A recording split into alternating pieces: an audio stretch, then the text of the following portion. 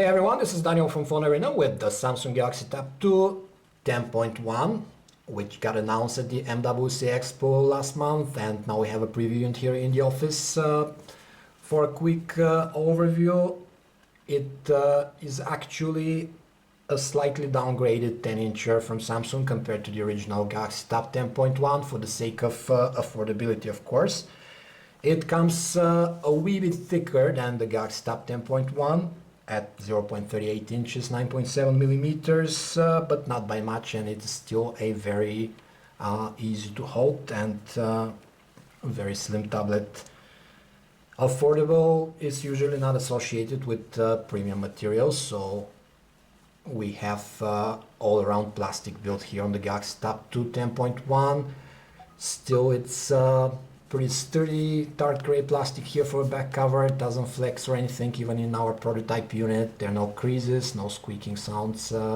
Pretty stellar build quality, even in this non-final Galaxy Tab 2 that we have here. Still, when you look at the rounded corners and at this 3 megapixel camera circular opening on the back, it tells you that this is a tablet with a Samsung design heritage. These design cues are present on almost all of Samsung slates. It's actually pretty light at 20 something ounces, 588 grams. It's ergonomic to hold, and these stereo speakers on both sides are actually brought higher, so you don't cover them with your thumbs when you're holding the tablet in this here landscape mode. The power lock button here at the top and the volume rocker are very easy to find and press with good tactile feedback, and the top also hosts, as you can see, these protected slots for the micro SD card and for the SIM card, and we have the 4G version here with 21 megabits per second HSDPA. We also have the audio jack on the top, and top is pretty busy, but around the sides we have nothing. We only have the 30-pin dock connector here at the bottom. Samsung's own PLS LCD technology is present on the Galaxy Tab 2 10.1, meaning brighter displays with better color gamut, and these are on top of that cheaper to produce than IPS LCDs. PLS also means we have very good viewing angles, exceptionally good actually. Anything above 170 degrees degrades brightness and colors very slightly, as you can see, which is very good. The display is also with pretty rich colors and very decent outdoor visibility. It sports 1280 by 800 pixels of resolution, which was the norm on 10 inches before the Full HD displays hit this year. The 149 ppi pixel density means you will see some pixelation here and there, especially in icons, as you can see, a bit jagged edges. If you hold the tablet close to your eyes, but if you're not spoiled by a high-res tablet display, you likely won't notice the difference that much.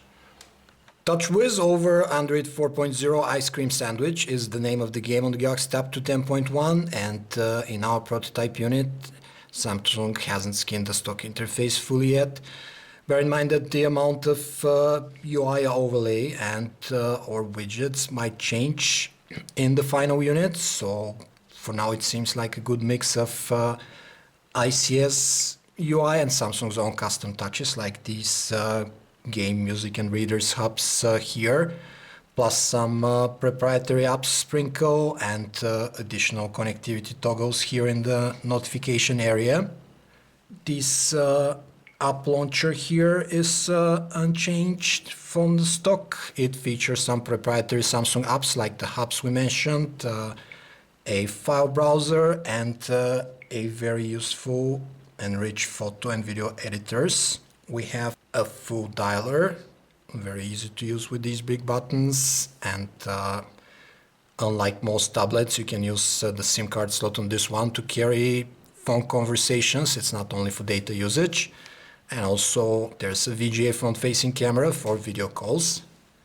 The interface acts pretty smooth, as you can see, since we have a dual-core 1 GHz Texas Instruments OMAP 4430 processor and also 1 GB of RAM. So the final version UI should be smooth as well. This is the same processor and GPU that we have in the Galaxy Nexus, and this combination is the poster child for Android ice cream sandwich, so Samsung decided to just go with something it's already created instead of putting one of its own Exynos processors here.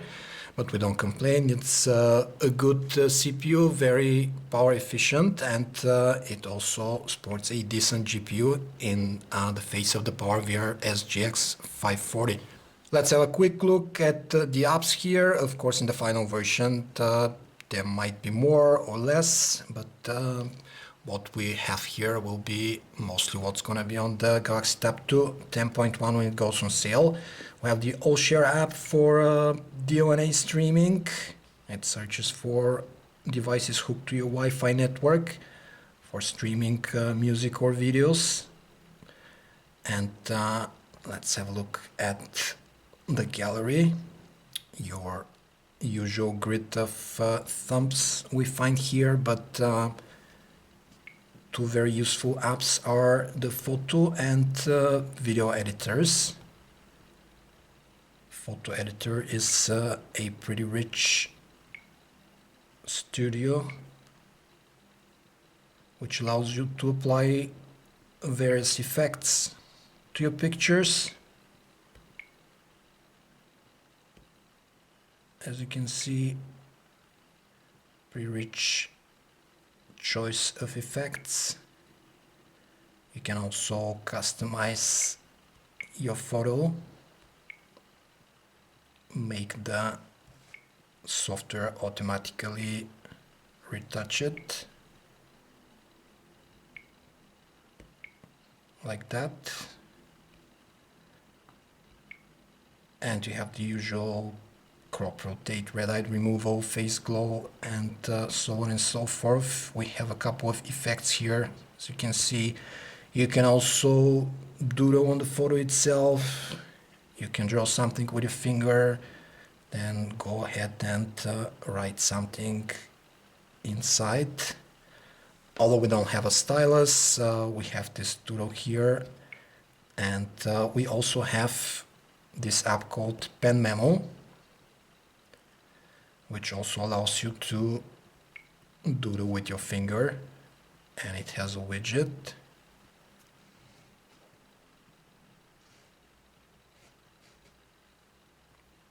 It's lagging a little bit right now, but in the final version, hopefully, it will be more fluid. This is the video editor. It allows you to insert images between frames, songs, and pictures and videos you're taking with the camera, add different effects to the video, subtitle it, use transitional effects, and so on and so forth. And then you can upload the ready project on YouTube or watch it on your computer or even on the tablet itself, of course. We've got the standard Android keyboard here on the Samsung Galaxy Tab 2 10.1. Of course, in landscape mode, you can just pack with your finger. It's not really advisable to type with your thumbs since you have to stretch pretty far. Always, it's better in portrait mode on a 10-inch tablet. You can attach a picture, video, or file to your message, turning it into a multimedia one. The camera interface is the tried and true touch-wiz interface. You have a couple of shooting modes. Single shot, smile shot, which takes a picture when someone smiles in the frame. Panorama shot. You can apply a couple of effects to your pictures, and you can also choose a couple of scene modes right here. Even fireworks, all in all, nothing different from what we know from other TouchWiz handsets and tablets from Samsung. The tablet shoots HD video as well, and you can apply several effects to the video too, like negative grayscale sepia. You can have a look at a couple of samples we took photo and video with the Galaxy Tab 2 10.1, but we'll save judgment for the final unit. If you have been waiting on a breathtaking quad-core Android tablet with 1080p display from Samsung, the Galaxy Tab 2 10.1 here is not it. Despite that the 2 implies an upgrade, it's actually inferior to original Galaxy Tab 10.1 in certain aspects like the frontal camera. So its main advantage remains Android ice cream sandwich, and of course the fact that you can actually make phone calls with it, not only use the SIM card slot for data. And it shapes up to be a very capable workhorse, however, one that will burn down through your daily routines like internet browsing, since it has full Adobe Flash support in the browser, and it also supports DivX XVD videos right out of the box, as well as MKV up to 1080p resolution. Plus it has a pretty large 7000 mAh battery, so it should be serving those videos or web pages for long hours on end. And that's mostly what users require from Android tablets. So while the Galaxy Tab 2 10.1 might not wow you with more premium build materials, it's all-around plastic build, and it doesn't have a high-res display, but it will certainly get the job done pretty well with its TI OMAP 4430 processor and PowerVR SGX 540 GPU. This is the same combination we have in the Galaxy Nexus as well, the poster child processor for Android ice cream sandwich.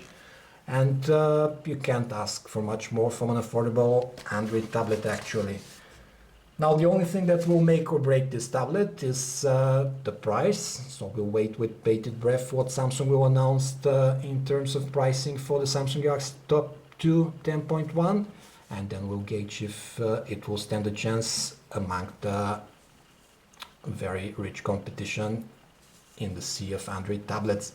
This was a quick video preview of a non-final unit of the Samsung Galaxy Tab 2 10.1 from PhoneArena. For more information about this and other tablets, you can visit us at phonearena.com. Thanks for watching.